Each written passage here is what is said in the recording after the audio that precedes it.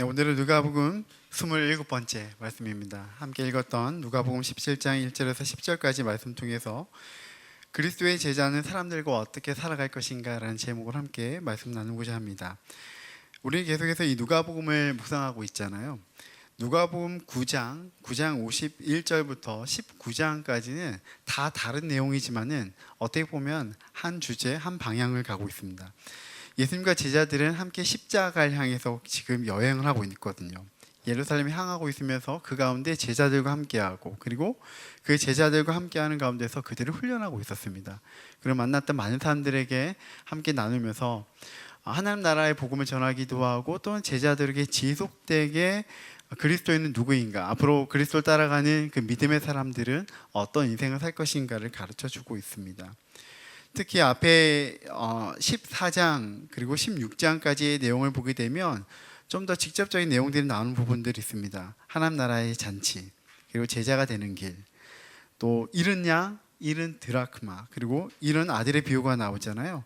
또한 불의한 청지기의 내용이 나오고, 율법과 복음, 그리고 부자와 나사로, 그러니까 이런 내용들은 어떻게 보면 하나님 나라의 백성 살아가는 삶이 어떠한지에 대한 좀 이론적인 부분이었다면, 오늘부터 읽었던 이 17장을 보게 되면 좀 더 구체적으로 하나님 나라 백성인 우리가 오늘을 어떻게 살아갈 것인가를 좀 실제적인 방식으로 가르쳐 주고 있습니다. 그래서 표를 보게 되면요,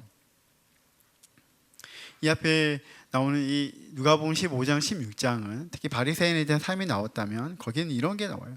세리와 죄인들을 용납하지 않고 배척하는 행동이 나왔다면, 예수님이 요구하신 제자의 삶은 오늘 말씀에 대비해 본다면 작은 자 하나라도 실족하게 하지 말라. 또 바리새인들은 스스로 의롭다 여기며 타인을 정죄했다면, 예수님은 3, 4절에서 형제가 잘못하거든 어떻게 하라고요? 끝없이 용서하라. 사람들은 율법을 행한 자신들의 공로를 자랑했다면, 오히려 예수님이 이렇게 말합니다. 모든 명령을 다 행한 후에 무익한 종이라고 고백하라. 오늘 우리가 나누게 될 27장의 1절에서 10절까지의 말씀 핵심이 바로 저것입니다. 예수님 제자들이 아주 실제적인 삶의 문제이자 살아가는 삶의 방식에 관하여서 말해주고 있습니다. 그리스도의 제자는 어떻게 살아가는가, 특히 사람들과의 관계에서 문제가 생긴다면 어떻게 할 것인가, 그것에 대해서 다루고 있습니다. 잘 아시겠지만 가정, 직장, 여러 모임에서 가장 어렵게 하는 것은 일이 아니라 관계예요. 관계. 그 관계가 어렵지 않습니까? 다 괜찮았어. 그런데 그 사람 때문에 힘들어. 이럴 때가 있습니다. 아마 교회 공동체에서도 예외는 아닐 것입니다. 지금 우리가 작은 교회고 잘 소통이 되지만은 앞으로 어떻게 될지 모르겠습니다. 사람이 더 많아진다면, 모르는 사람들이 많아진다면 좀 더 어려움이 생길 수 있겠다는 생각은 듭니다. 예수님은 이 관계의 문제에 대해서 피하지 않으셨고, 그리스도인다운 행동이 무엇인지 하나님 나라의 방식에 대안을 주셨습니다. 크게 네 가지로 살펴보려고 하는데요. 첫 번째는 다른 일을 넘어지게 하지 말라는 겁니다. 1절과 2절을 보겠습니다. 다시 한번 볼게요. 예수께서 제자들에게 이르시되 실족하게 하는 것이 없을 수 없으나 그렇게 하게 하는 자에게는 화로다. 그가 이 작은 자 중에 하나를 실족하게 할진대 차라리 연자 맷돌이 그 목에 매여 바다에 던져지는 것이 나으니라. 그리스도인으로서 다른 사람을 실족하게 하는 것을 금기시하고 있습니다.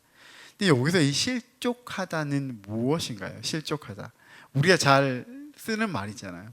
실족하다. 이 실족하다라는 거는 그냥 뭐 기분을 상하게 하다, 그 정도는 아닐 거예요. 그렇죠? 한마디로 길을 잃는 거예요. 다른 사람의 그 믿음의 길을 잃게 하는 것이고, 죄에 빠지게 하는 것이고, 하나님에게서 멀어지게 하는 그런 것을 의미하죠. 다른 사람을 실족하게 해서는 안 되는데, 특별히 상대가 작은 자일지라도 그렇게 해서는 안 된다, 이렇게 말합니다. 그렇다면 여기에 또 이 작은 자는 또 누군가요? 작은 자. 이 작은 자는 믿음이 어린 사람, 또는 신앙이 연약한 사람, 보호가 필요한 사람, 그렇게 생각해 볼 수 있겠죠.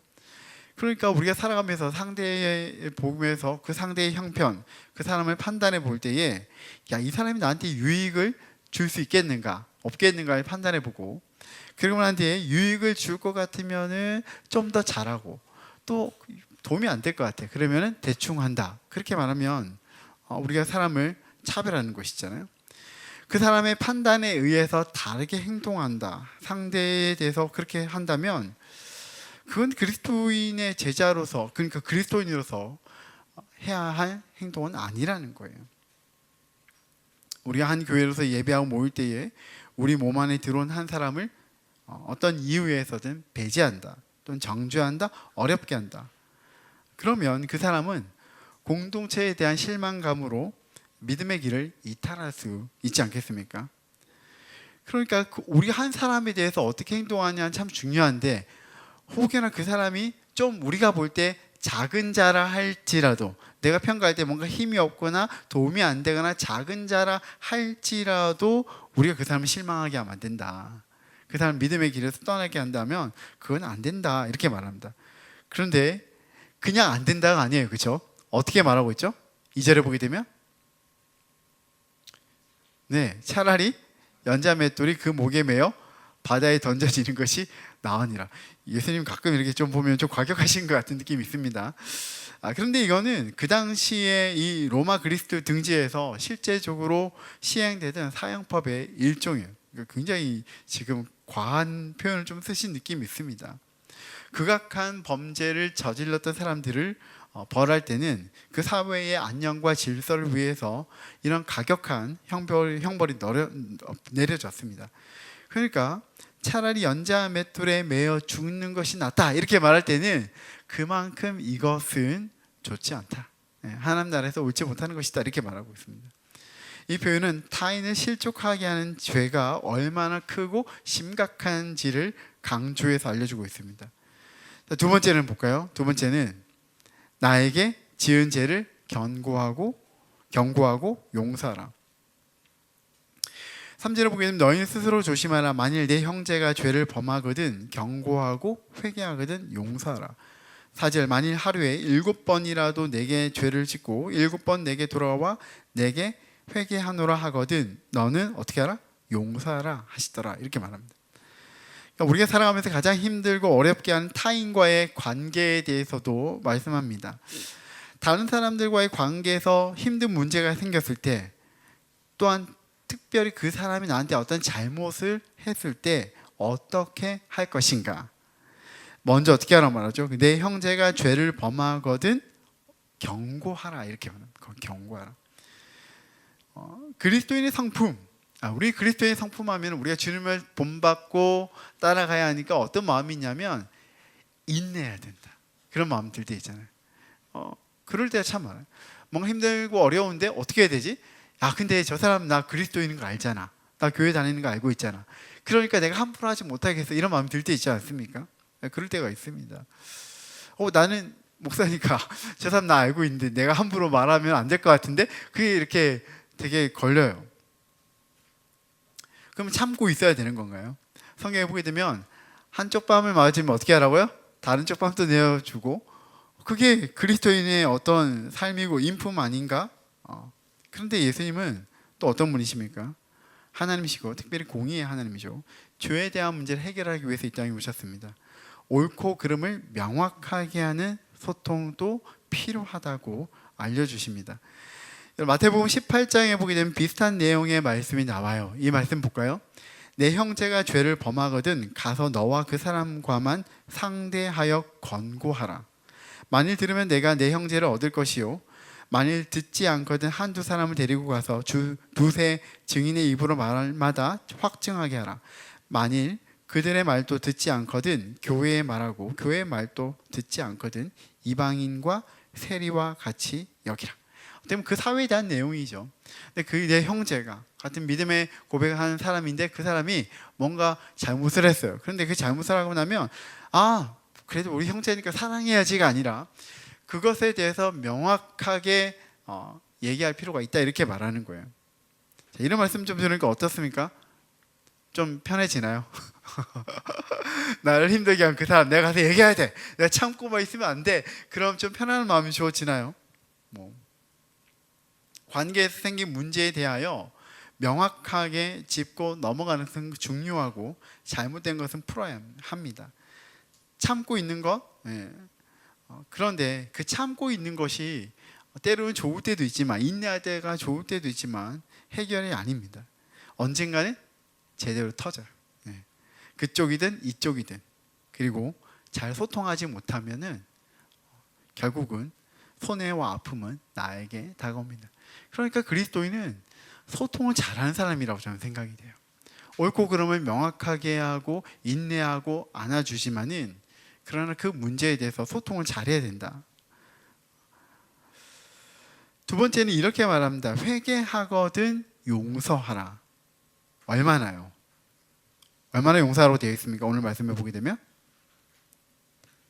하루에 7번이라도 내게 죄를 짓고 7번 내게 돌아와 내가 회개하노라 하거든 너는 용서하라, 이렇게 말합니다. 당시 유대인의 문화에서는 3번 정도의 용서면 충분하다고 생각했다고 합니다. 그런데 예수님은 3번이 아니라 그 이상의 용서가 필요하다, 이렇게 말하죠. 고대 근동에서는 7이라는 숫자가 완전한 숫자로 생각했습니다. 완전수예요. 그런데 앞에 언급했던 그 마태복음 18장에 가게 되면 베드로가 예수님에게 물어봅니다. 18장 21절에서 22절에 보게 되면 그때 베드로가 나와 이르되 주여 형제가 내게 죄를 범하면 몇 번이나 용서하여 주리이까. 그러니까 이 본문이 비슷하지만은 다른 사건이고 다른 사건 가운데서 각자 얘기하신 말씀인 것으로 알고 있습니다. 근데 여기는 좀 더 심해요. 제가 7번 정도 용서하면 되겠습니까? 이렇게 말하니까 어떻게 말하죠? 예수께서 이르시되 내게 이르노니 7번뿐 아니라 7번을 얼마만큼? 70번까지라도 할지니라. 이게 굉장히 유명한 말씀이잖아요. 예수님이 7이라는 숫자, 이것을 극대화시키면서 용서의 중요성을 극대화시킵니다. 그런데 7번이 아니라 7번은 70번까지 용서해야 된다라고 말하는 거예요. 이것은 단순한 숫자의 의미를 뛰어넘어서 계속 용서하는 것을 의미하고 있는 것이죠. 가능한가요, 여러분? 가능해요? 안 될 것 같지 않습니까? 왜요? 일단 너무 제가 손해볼 것 같아요. 계속 용서하면. 내가 계속 용서하고 하면은 그 사람 너무 나를 만만하게 볼 것 같고, 그건 내가 너무 힘들 것 같아요. 내 마음이 상하고 또한 너무 손해 볼 것 같습니다. 사람의 마음과 의지로는 이 용서는 쉽지 않아요. 완전한 자기 부인이 없이는 절대 불가능한 얘기를 하시는 것 같습니다. 그렇다면 누가 용서할 수 있는 걸까? 용서는 정의나 자기애보다 훨씬 더 큰 하나님의 은혜를 경험한 사람이 할 수 있는 것 같습니다. 우리의 죄를 용서하신 하나님, 그 용서를 위한 큰 대가를 지불하신 그 예수님을 생각해 볼 때 우리는 그 사랑을 받았기 때문에 그 사랑을 나눠줄 수 있는 거예요. 그래서 마태복음 6장 12절에 우리가 주기도문에서 어떻게 말합니까? 우리가 우리에게 죄 지은 자를 사하여 준 것 같이 우리 죄를 사하여 주옵시고. 사실 우리가 누군가를 용서해서 주님께서 우리를 용서하는 것이 아니라 이미 주님께서 우리를 용서했습니다. 우리가 죄인 되었을 때 우리를 용서하셨는데 그 용서와 그 사랑 때문에, 그 용납되어짐 때문에 우리도 감사하고 그 은혜가 있으니 다른 사람에게 나눠줄 수 있는 거예요. 우리가 먼저 용서하면 참 좋겠는데 사실 그게 잘 안 돼요. 그게 참 쉽지 않잖아요. 그런데 우리 하나님의 그 사랑을 받았을 때, 그 용서의 사랑을 받았을 때, 그 사랑의 빚을 지게 되면 내가 하나님 아니면 또 누군가에게라도 내가 그 빚을 갚아야 되겠다는 그 마음이 생기는 게 어쩔 수 없는 현실인 것 같습니다. 에베소서 4장 32절 말씀이 있습니다. 한번 다 같이 한번 읽어보실까요? 시작. 서로 친절하게 하며 불쌍히 여기며 서로 용서하기를 하나님이 그리스도 안에서 너희를 용서하심과 같이 하라. 주님 하나님께서 우리를 그리스도 안에서 용서하심과 같이 우리도 어떻게 한다고요? 다른 사람에게 친절하게 하고 또 불쌍히 여기고 또한 용서하는 것이 필요하다. 좀 이 말 들으면 어떻습니까? 인간적으로는 좀 짜증나지 않나요? 아니 저도 힘들어 죽겠는데 뭐 다른 사람까지 용서해야 됩니까? 이걸 또 그리스도인의 삶의 방식이라고까지 꼭 집어가지고 성경에 콕콕 박아서 말씀하고 있으니까 참 불편합니다 라는 생각이 들 수 있습니다. 어떻게 한 번은 용서하겠는데 계속적으로 누군가를 용납하고 용서한다는 그 자체는 너무나 어렵다라는 생각이 들어요. 많은 사람이 우리가 용서해야 하나님도 우리를 용서한다라고 인식할 때가 많습니다. 그런데 정확하게 말하면 이거예요. 하나님께서 나 같은 죄인을 용서하셨다는 것을 믿기 때문에 저도 다른 사람을 용서하고 용납하겠습니다. 용서는 의지의 문제가 아니라 사실은 복음을 얼마나 깊이 묻느냐에 대한 문제와도 같습니다. 내가 하나님께 받은 그 은혜를 잊으면 우린 절대 누군가를 용서할 수 없어요. 그래서 예수님은 3절의 초에 보게 되면 이렇게 말합니다. 너희는 스스로 어떻게 하라? 조심하라. 이 말을 풀어보면 이거예요. 너희는 너희 자신에게 주의를 기울이라. 너희 자신을 경계하라. 이렇게 말합니다. 항상 우리 자기 자신이거든요. 그래서 나에게 뭔가 잘못한 그 사람, 내 중심에서 그 사람을 보고 그 사람 나한테 잘못했어 라고 말하는데, 생각해봐라. 너도 원래 그런 사람이지 않냐. 그런데 하나님께서 너를 용서하셨고 너를 안아주셨고 너는 용납되지 않느냐. 그런데 그러지 못하는 거예요. 자기가 많은 돈을 탕감받았는데 탕감받고 난 뒤에 너무 좋았어요. 그러니까 그 탕감받았으니까 너무 좋아가지고 가서 어떻게 해야 돼요? 나에게 빚진 사람에게 그것을 탕감해 줘야 되는데 어떻게 말하죠? 똑같이 받게 되는 일이 나오잖아요. 그런 거예요. 은혜를 경험했으면 베풀어야 되는데 나는 은혜를 받은 게 너무 당연한 것이고 또한 다른 누군가에 내가 하지 못한다면 그 문제라는 거예요. 그러니까 너는 너 자신이 그렇게 될까 어떻게 하라고요? 조심하라. 경계하라. 그렇게 말합니다. 세 번째는요, 믿음의 순종이 필요하다는 거예요. 그러니까 이게 그냥 성경을 보다 보면은 다 떨어져 있는 것 같지만 사실은 한 얘기를 하고 있는 거잖아요. 5절과 6절을 보게 되면 사도들이 주께 여짜오되 우리에게 믿음을 더하소서 하니 주께서 이르시되 너에게 겨자씨 하나일 만한 믿음이 있었다라면 이 뽕나무더러 뿌리가 뽑혀 바다에 심기어라 하였을 것이요 그것이 너에게 순종하였으리라. 사도들이 믿음을 구할 때에 예수님은 이 겨자씨만한 이 믿음이 있다면 뽕나무가 뿌리채 뽑혀서 바다에 심겨진다 이렇게 말합니다. 뭔가 우리가 아는 거와 좀 다르지 않나요? 네, 우리가 아는 건 이게 아니에요, 사실. 그렇죠? 마태복음 17장 20절을 보게 되면 여기에 겨자씨에 대한 또 다른 비유가 나옵니다. 간질 들린 아이가 있는데 제자들이 그 아이를 제대로 고치지 못해요. 그러니까 예수님께서 오시면서 어떻게 말씀하시죠? 제자들을 꾸짖으시면서 너희 왜 이렇게 믿음이 없냐? 진실로 너에게 이르노니 만일 너에게 믿음이 겨자씨 하나만큼만 있어도 이 산을 명하여 여기서 저기로 옮겨지라 하면 옮겨질 것이요 또 너희가 못할 것이 없으리라. 그러니까 겨자씨만한 믿음만 있다면 할 수 있는 건데 왜 너희는 이렇게 믿음이 없냐라고 꾸짖으셨던 그 사건이 나오는 거잖아요. 제자들이 예수님의 용서에 대해서 좀 비슷한 맥락에서 듣다 보니까 아마 한계를 느낀 것 같아요. 실족하게 하지 마라. 누군가 나한테 용서를 구하면 계속 용서해라. 어떤 마음이었을까요? 아휴, 저는 못할 것 같습니다. 그런 마음이 들까요? 저는 못할 것 같아요. 그때 나온 제자들의 탄성과 같은 고백은 바로 이런 거였습니다. 우리에게 믿음을 더하소서. 믿음을 더하소서. 믿음의 문제예요. 믿음의 문제. 저희는 못해요. 저희가 좀 감당할 수 있는 믿음을 좀 주십시오 라고 말하는 거예요.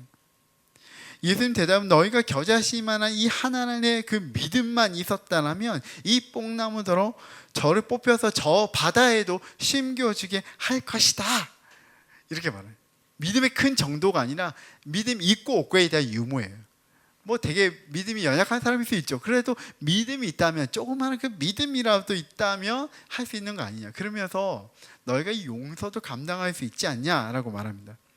왜 뽕나무일까? 그런 생각도 들었습니다. 뽕나무에 대한 걸 찾아보니까 이 뽕나무는 이 팔레스타인에서 뿌리가 매우 깊고 오래 살고 뽑기 어려운 나무로 인식되었다고 합니다.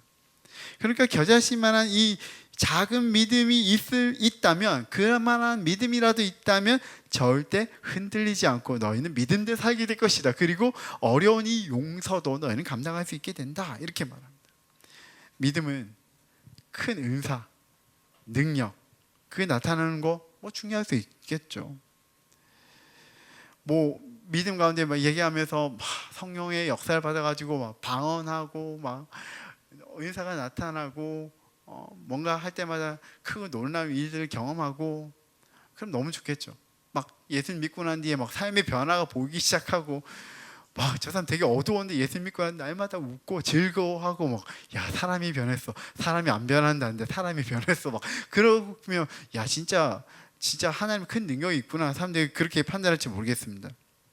그런데 그렇게 말하지 않는 것 같아요. 겨자씨만한 믿음은 어떤 믿음이냐면 어려울지라도 주님의 말씀에 순종하는 것이고, 그리고 대단한 능력이 아니라 주님을 본받아서 나에게 주셨던 그 사랑을 기억하면서 다른 사람에게 어떻게 행동하느냐, 그리고 어떻게 용서하고 용납하느냐, 그것을 말하고 있습니다. 상처를 준 사람을 계속 용서하는 것은 인간적으로 불가능해요, 솔직히. 근데 하나님을 신뢰하는 믿음은 이 용서하는 행동으로 이어진다고 이 예수님의 말씀에는 그렇게 말하고 있습니다. 그것이 참 믿음이고 참 순종이라고 말하고 있습니다. 큰 믿음, 큰 능력으로 할 수 있는 중요한 사역, 그게 뭘까? 저는 그러고 싶어요. 능력의 종 능력의 종이 어떤 건지 모르겠는데 능력의 종 이렇게 해서 뭔가 잘하고 그러고 싶어요. 뭐 능력 있는 그리스도인 여러분들이 되었으면 좋겠습니다. 근데 그것을 우리는 정말 외형적으로 드러나는 어떤 은사적인 것, 행동적인 것, 변화적인 것 그렇게 인식하지만은 그것도 중요하지만은 그리스도의 성품을 본받아가고 하나님의 방식으로 살아내는 것이 너무 중요하다고 말하고 있는 거예요. 나를 어렵게 하는 그 사람에 대해서 어떻게 행동할 것인가, 쉽지 않지만 사랑하고 용납하고 포용하는 것이죠. 사람들이 예수님에게 손가락질하고 야 네가 진짜 하나님의 아들이야? 십자가에 못 박아놓고 비웃고 조소하고 욕하고 침뱉고 창을 찌르고 할 때에 주님은 저들을 용서해달라고 기도했습니다. 우리가 주님을 본받기는 쉽지 않죠. 그러나 우리가 주님을 믿는다고 하는 그 믿음의 고백에는 주님의 어떤 본받아갈 수 있는 영역에 대한 본을 우리가 본받아가고 따라간다라는 거예요. 하나님의 영원성 우리가 본받을 수 없어요. 그러나 하나님의 사랑, 하나님의 성품은 우리 본받을 수 있는 것이죠. 네 번째는 주님의 은혜를 기억하면 나는 용서할 수밖에 없다인데요. 여기에 7절, 8절, 9절, 10절에 보게 되면 이런 말씀이 있습니다. 종이 밭에 가가지고 밭을 갈고 양을 치고 그렇게 해서 돌아왔어요.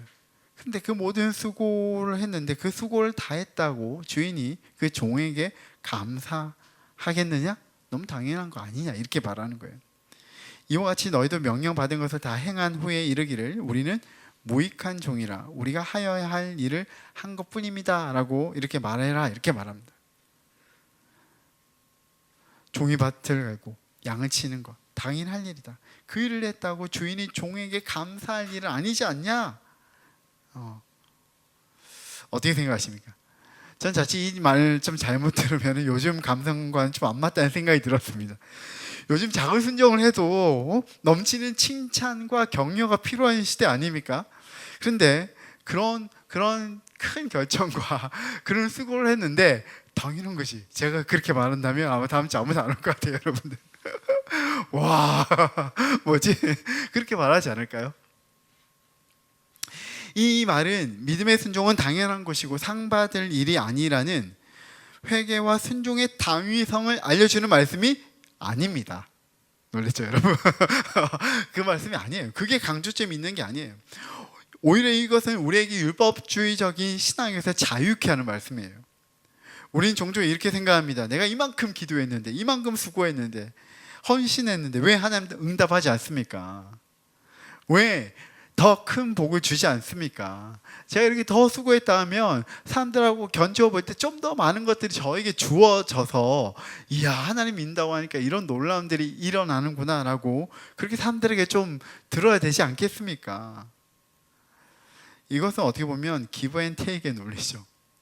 거래의 논리입니다. 율법주의적인 신앙은 내가 순종을 하면 인정을 받고 또한 사랑을 받는다는 조건적인 신앙으로 귀결될 수밖에 없습니다. 그런데 예수님의 복음 그렇지 않아요. 이르냐 이른 드라크마, 탕자의 비유 앞에 우리 계속 봤잖아요. 뭐예요? 하나님 우리를 종으로 대하지 않으셨고 우리를 먼저 사랑하셨다고 하라고요. 우리가 무엇을 했기 때문에 야 너 이렇게 했으니까 이번에 많이 했으니까 너 이 정도면 약간 믿음의 약간 상승 이 정도 내가 허락해 줄게 해서 믿음이 올라가고 믿음의 어떤 신분에서 너 아직 완전하지 않지만은 한 반쯤 너 이제 내 백성이 됐어. 반쯤 내 앞으로 잘하는 거 보고 내가 반쯤 더 올려줄 거야 이렇게 말하지 않는다라는 거예요. 그렇게 되면 어떻게 돼요? 와 내가 언제 그리스도인이 되고 언제 내가 하나님의 자녀가 되지? 늘 쫓길 수밖에 없는 것이죠. 그렇게 말하지 않아요. 너희가 아무것도 못했음에도 불구하고 넌 잃어버린 양이었는데 내가 먼저 너를 사랑했고 너가 나를 사랑하지 않아도 아니 나에게 손가락질을 하고 욕을 했음에도 불구하고 내가 먼저 너를 사랑했다고 말하는 거예요. 그 사랑을 우리는 기억할 때에 그 사랑에 감사해서 우리 하나님께 뭔가 순종하고 말씀대로 따르는 것이죠. 우리는 순종해서 자녀가 되는 것이 아니라 이미 자녀이기 때문에 순종하는 것입니다. 하나님의 자녀로 신분적인 변화를 경험했고 사랑을 먼저 받았고 인정받았기 때문에 그 사랑의 근거에서 우리는 하나님을 사랑하고 이웃을 사랑하고 순종하는 삶을 살아낼 수가 있습니다. 그래서 우리는 이 무익한 종입니다라는 이 고백은 그냥 강요되어진 겸손이나 복종을 말하는 것이 아니라 우리는 은혜 받은 사람입니다라는 고백을 하는 것과도 같습니다. 지금 제가 자랑할 것은 공로가 아니라 받은 은혜, 그 받은 은혜를 기억하고 응답하는 것, 그것이 제가 할 일입니다. 나에게 잘못한 사람에 대한 고민, 용서, 더 나아가서 다른 사람들과 함께 지내는 문제는 늘 어렵고 힘든 숙제입니다. 그래서 앞으로 평생의 숙제라고 생각이 돼요. 우리 인생에서 늘 따라오는 문제입니다. 어려운 문제지만은 우리는 이 관계 때문에 더 하나님 앞에 나갈 수밖에 없고 그리고 하나님의 은혜를 기억할 수 있는 그런 또 하나의 뭔가가 될 수 있다고 저는 생각합니다.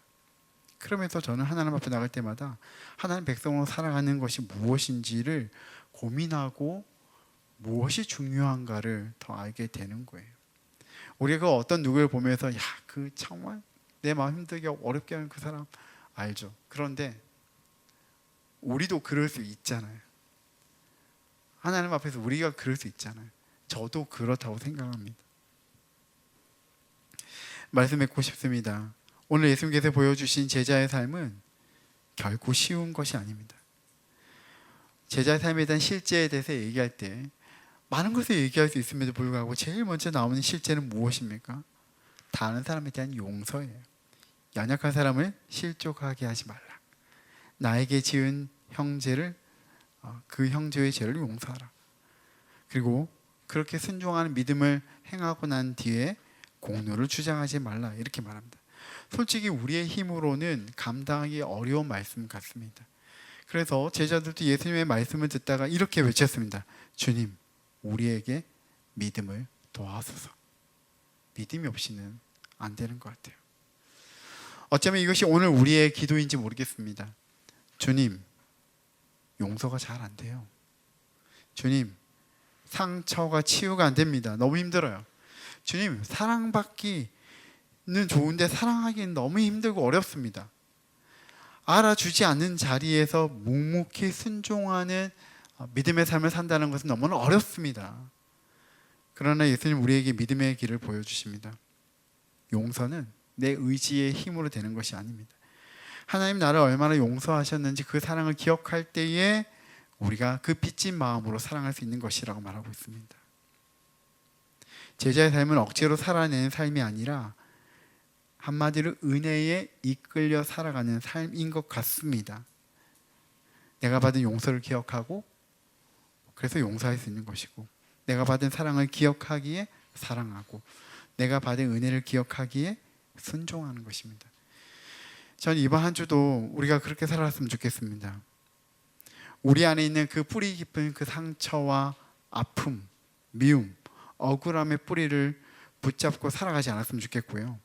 오히려 그 안에 겨자씨만한 그 믿음, 하나님에 대한 믿음과 신뢰, 그 사랑을 기억하면서 특별히 십자가를 바라보면서 살아갔으면 좋겠습니다. 그리고 우리가 만나는 그 모든 사람들에게 그리스도의 사랑을 실천했으면 좋겠습니다. 그것이 단순하게 사랑한다, 용서한다의 정도 수준이 아니라 사람들과 행동하고 대하는 그 모든 것이 우리의 믿음이 나타나는 것이라고 생각해요. 우리가 살아가는 그 삶에서 그렇게 하나님을 예배하고 그렇게 실천하는 그 삶 가운데 또 그것을 통해서 우리에게 주시는 하나님의 사랑이 얼마나 크고 놀라운지를 묵상하고 감사하는 그런 우리 모두가 되었으면 좋겠습니다.